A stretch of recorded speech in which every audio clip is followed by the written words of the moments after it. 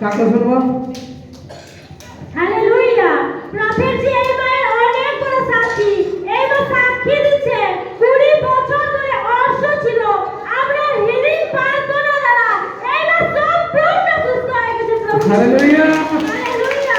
20 বছরের অর্থ এখানে প্রার্থনা করে দেওয়া পরিবেশের চমৎকার করছে। সাক্ষ্য শুনবো।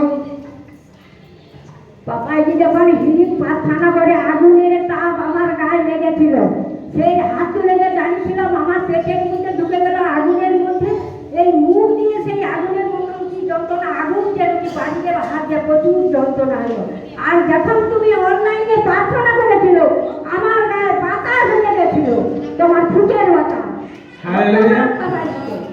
সাক্ষ্য আপনি বুঝতে পেরেছেন? আমি যে লাইভে থাকি শুক্রবার, সেখানে ফুক দিচ্ছিলাম, রিসিভ কর বলছে আমি বাড়িতে বসে বাতাস পেয়েছি। আমি ছিলাম এক জায়গায়, স্ক্রিনে তারা দেখছিল, যেমন আজ লাইভ দেখছে, এখানে ফুক দিয়েছি, ওখানে হিলিং হয়েছে।